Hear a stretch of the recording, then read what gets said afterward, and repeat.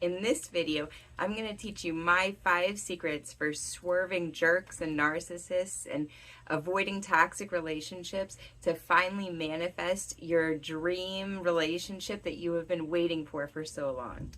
My name's Aurora, this is Abundant Minds, and if you are like me, you have dreamt of trustworthy, decent men, and you have just found yourself over and over in toxic relationships. Well, that all changed for me 7 years ago when I learned these secrets and was able to manifest my soulmate and best friend and now husband of 7 years.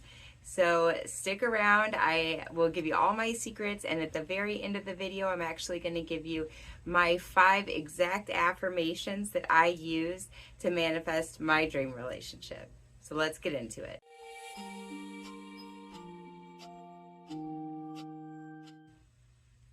My name is Aurora, and just for a little backstory, I have been in emotionally, mentally abusive and toxic relationships, and I actually once was in a relationship that was so toxic and controlling that I had a time limit on how long I was allowed to go to the bathroom. If we were in public, I was not allowed to be in the bathroom for longer than 7 minutes. That was a specific designated time. If I was in there for any longer than that, then I would be fought with. I would be accused that I must have been texting someone and cheating and texting a side piece. It was nuts, a crazy relationship, and that was just one of many toxic relationships I have had until I really got into the secrets that I'm going to share with you now. So I know you probably might have heard toxic relationships a lot, and maybe the obvious signs are well known to you, but I think it is crucial, before we get into the next steps, I think it's crucial that we start out just by understanding the subtle signs of toxic relationships. You might be surprised. 2 subtle signs of a toxic relationship actually start in the beginning. One of them is if they are not ready to commit and they keep you in this place where you're not sure how they feel about you. If you are not sure how they feel about you at any given moment, or most of the time you're kind of guessing where you stand, this is a big red flag that this is a toxic relationship. Another one is seeking change, and I do not mean seeking change in them. I think most of us kind of know by now that if you're looking to change the other person from the jump, it might be a bad sign in the relationship. What I'm talking about is change in you. If you feel like you will be better in any way being in a relationship, if you feel like you'll be more confident once you have a partner, if you feel like you will feel more desirable if you're in a relationship, those things usually stem from your inner self, and seeking that outward validation is a sign that your relationship could become toxic. Not necessarily, but that is a big warning sign. Another few warning signs are not being genuine. And I don't mean this as in you're lying about who you are. But if you are telling your story and you are omitting certain areas of your life or changing them slightly, then this could be a toxic sign, because this could mean that you're afraid of being judged, criticized, or even ridiculed for this. Now that we understand a little bit more the signs of a toxic relationship, let's talk about why you might be finding yourself in them repeatedly. Why does this seem to be a pattern in your life? Because I know it was for me. I kept finding myself in almost mirrors of the same relationship, and I didn't know why. I thought I was doing things different. And the reason for me, and the big secret, is the identity problem. So I was actually identifying as someone who was unlucky in love. I saw myself as someone who attracted jerks or creeps or narcissists. I remember asking myself many, many times, why can't I ever find a decent guy? Why can't I have the kind of love other people had? Now, these are natural questions to ask when you're upset, But you have to actively fight away from those, because what you're actually doing is you are putting yourself in a box that says, I am someone who is unlucky in love. And when you do this, instinctually, our body, our subconscious mind is programmed to keep us in a comfort zone, even if that comfort zone is unpleasant.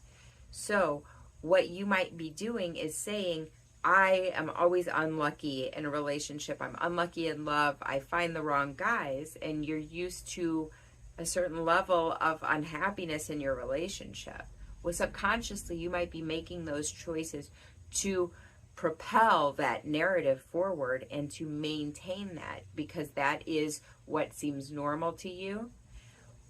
A happy, secure, trusting relationship, if you are like me and have not had and had gone so long without one, it might actually feel uncomfortable. It might be a little scary, that idea. So you have to really watch how you're identifying. We will make subconscious decisions to stay in a state of familiarity and to continue on with the narrative that we feel is comfortable to us, even if your conscious mind wants only happiness and love. So you're going to have to rewrite that narrative in your head. And the way to do this, there's two tricks. One is to put it in the past. When you catch yourself thinking, why do I always attract jerks, or something like that, immediately say it again, put it in the past, and say, I used to always attract jerks. I used to always attract unhealthy relationships. I used to always attract unavailable men. Things like that. So put it in the past, because that's not you anymore. And the next step you can do is to add what you are now. And that's where affirmations come in. You can say, I used to always attract negative and toxic men, but now I am a magnet for healthy, loyal, and emotionally mature men. You can rephrase that. Put what was the problem, put that in the past, and fill in. The opposite of what you're struggling with needs to be your affirmation. Now, you might be in a situation where you've been doing the affirmations, you have been trying so hard to find this great person, and you've been avoiding the toxicity, but you're not really finding that right person for you. And the secret number three is that you need to detach. Detach from the outcome, trust the universe, trust the process. So imagine your computer, and imagine if you opened 50 different Google search windows and were asking every single one for a different thing. Your computer might get overworked, overloaded, it might lag, it might completely crash, it might glitch. And so what you're doing, you might be asking for way too many things. How about you pick 5, maybe 10 non-negotiables? Trustworthy, caring, good with my children, but things like that. Non-negotiables that really truly matter to you, and forget about the rest. Trust the process. Because if I said you could find your soulmate, but they have a hair color that you're not used to dating, or you might find your soulmate, but they might be 5 years older than where you expect them to be. You might find your soulmate, but they might not be in the best physical shape today. Would those things be deal breakers for you? Probably not, if you knew this was the perfect person. So stop wasting your time and your energy looking for these things and searching and manifesting for this very detailed list and person that you have in your mind. Detach from the outcome and trust that if you manifest and do these secrets in order, that the right person will come in. And maybe it'll be slightly different than what you're expecting, but it will be so enriched and just exactly what you've been dreaming of. Right about now, you might be saying, okay, Aurora, that sounds great to not focus on all the details, but how do I actually do this? How do I make it actually happen? And here is the big, juicy secret number 4.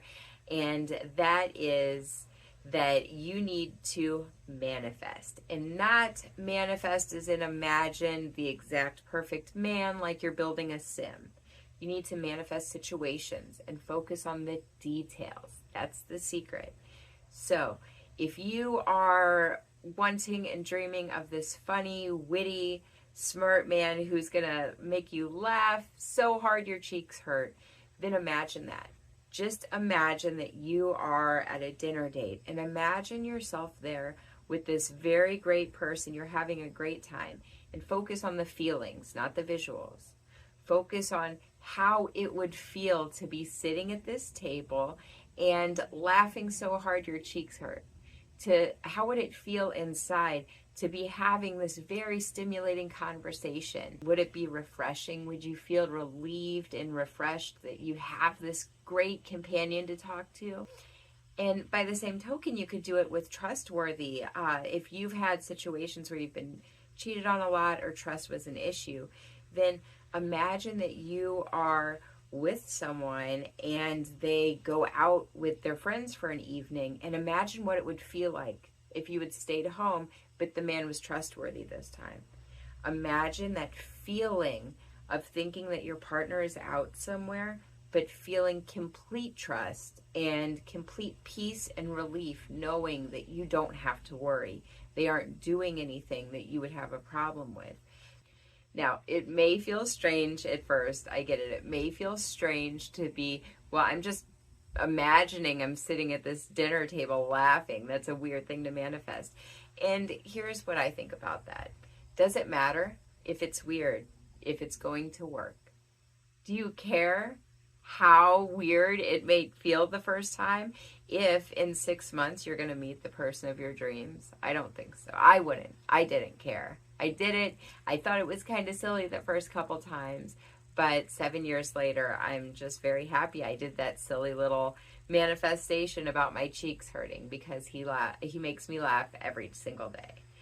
So now it's on to what I promised you is my affirmations, the actual affirmations I used to manifest the man of my dreams. And by the way, don't tell him I'm making this video, because his head would get way too big. So what I did is I wrote these out by hand and said them out loud and focused on the feeling behind the words. And I did this in the morning when I first woke up, right before I fell asleep, and usually somewhere in the middle of the day as well. And affirmation number 1 is, I am beautiful and desirable. Affirmation number 2 is, I give love freely and easily. Affirmation number 3 is, I attract loyal and emotionally mature men. Affirmation number 4 is that I have found my perfect match and our relationship seems almost effortless. So those are my affirmations that worked for me. I hope that they work for you. I really believe that they do. If you put in the effort, I know that they will work for you. So in the comments below, I would love to hear from you where you're at and what kind of things that you have tried and maybe didn't work.